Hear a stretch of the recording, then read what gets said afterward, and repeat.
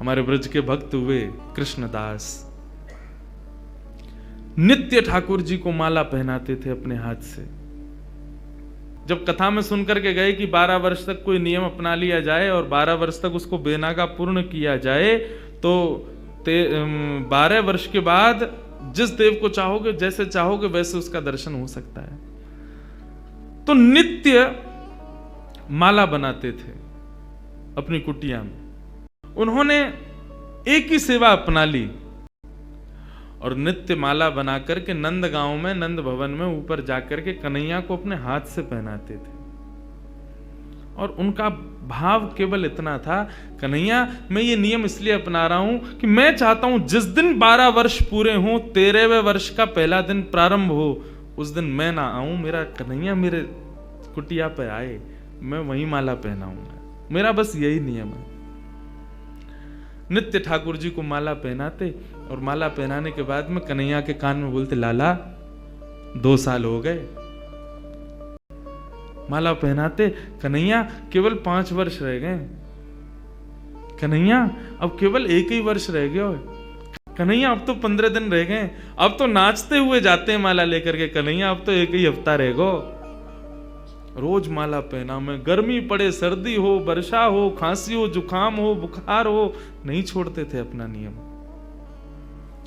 आज विश्राम दिवस, 12वां वर्ष का अंतिम दिन, ठाकुर जी के सन्मुख गए, माला गले में धराई, लाला सेवा पूर्ण भई अब मोरी, अब मेरी सेवा पूर्ण, प्रतीक्षा करूंगो, कल 13वें वर्ष को पहलो दिन है, तू आइयो, तेरे काजे देख 56 भोग बनाऊंगो, तेरे काजे बढ़िया जो है माला बना के रखूंगो, एक सेज सजा के रखूंगो, ने एक देर पौड़ जाइयो मेरे पास, ने एक मोसो बतिया लियो, और लाला तू को जितनो समय मिले तू उतनी देर को आइयो, लेकिन आ जाइयो। बोले अब कल मैं आऊंगा नहीं, और लाला तू नहीं आयो ना तो जीवन में भूल जाइयो कि मैं कभी आऊंगा।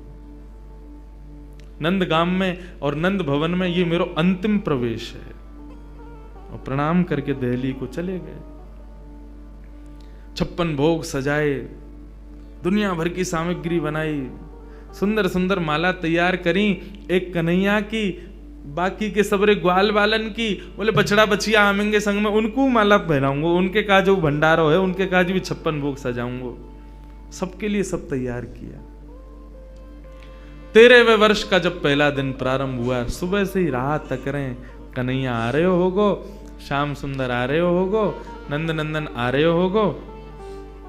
अभी श्रृंगार को समय भयो है, धूप की छांव से पता कर लेते हैं कि अभी कौन सा समय चल रहा है।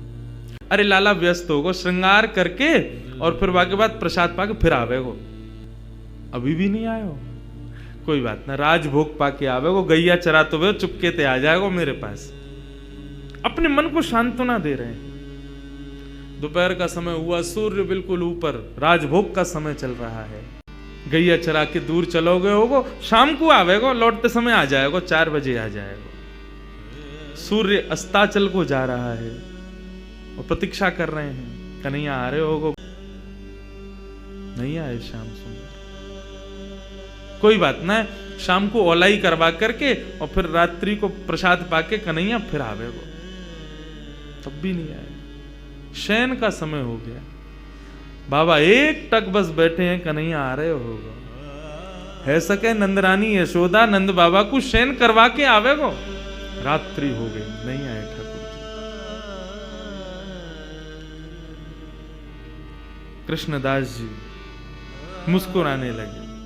12 साल से एक टक बिना नागा किए अपने नियम में लगा हूं, आज तक कुछ नहीं मांगा कन्हैया से, केवल ये मांगा कि मेरी कुटिया पे आ जाइयो, मेरे हाथन से माला पहने, वामू श्रम है रोया को। तुरंत अपने 56 भोग को पूरा एक पोटला बनायो, माला उठाई, सब सामान वहां से तुरंत धर लियो और कुटिया में तालो लगा करके बाबा निकल गए नंदगांव से। बोले जीवन में नहीं आऊंगा, मेरे जीवन को सबसे बड़ा अपराध है गयो, मैंने 12 साल या कन्हैया को दे दिए या श्याम सुंदर को दे दिए। अरे काय बात को श्याम सुंदर, काय बात को कन्हैया, काय बात को दयालु, एक भक्त की एक मनोकामना ना पूरी कर सके, ना रहनो अब यहाँ पे, जैसी जाने लगे तो मार्ग में गायों का झुंड जा रहा था।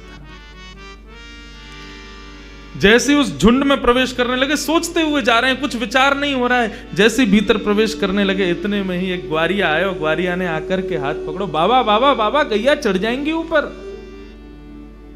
पीछे मुड़ करके देखो तो नन्नो सो एक बालक, ऊंची धोती पहनी, सिर पर स्वाफा पहनो भयो है। बाबा गैया चढ़ जाएंगी, अभी मत जाओ, गैयान को जान दो पहले। बाबा बोले कौन की गैया है ये? बोले नंद बाबा की गैया हैं। कितनी गैया और हैं? बोले अभी बाबा बहुत हैं। कितना समय लगेगा? बोले बाबा अभी समय लगेगा, इन्हें सबन ने जान दो, फिर तुम चले जाइयो, तब तक यहाँ बैठ जाओ, आ जाओ, नेक मोते बतिया लो। बाबा बैठ गए, पूछने लगे कहां से हो, क्या हो, कैसे, कहा, सब बात चलने लगी। बोले वो सब बाद में बताऊंगा, बाबा ये बताओ यहाँ में तो देसी घी की सुगंध आ रही है, या मैं कहा धरो भीतर? बोले अब कहा बताऊं तो को, ये छलिया माखन चोर ऊपर बैठो का कपटी एक नंबर को, या के काजे 56 भोग बनायो, आयो नहीं, जा रहा हूं छोड़ छाड़ के। बाबा तो फिर या को का करोगे? बोले आप का करूंगा, नेक दूर जाके मैं खा लूंगा। बोले नेक दूर जाके का खाओ, यहीं खा लो, नेक नेक मुंह को दे दियो। बाबा बोले हाँ ठीक है भाई, चल यहीं खा लें। पोटली खोल करके सब निकाल के सामग्री, और बाबा ने खाई, ले तू भी ले ले। बाबा मेरे हाथन में गोबर लग रहा है, गंदे हरे, धोबे जानो पड़ेगो, कहां ते जल लाऊंगो? तो कैसे होगी? बोले आप खवाए दो ना अपने हाथ से। बाबा बोले अच्छा, ऐसे ही तेरो स्वामी, ऐसी सबरे गांव के बहु सेवा करवावे, तुम सेवा करवा लो। जान भी प्रेम ते ना दे रहे मुंह को, अब वो अपनी सेवा करवावे गो। पूरा गांव ही 100 है। बाबा एक स्वयं पामे, और प्रभा सेवा ग्वारिया को पवा में, फिर स्वयं पामे, फिर ग्वारिया को पवा में। तो बाबा ने जैसी ग्वारिया को देखो, नेत्र लाल पड़ गए, नेत्रों से अश्रुधार बह रही है। बोले अब रोका ही को रोए? बोले मैं यहाँ मारे रो रहा हूं बाबा, तुमने आज माला ना धराई मुंह को। बाबा ने कहा कौन है तुम?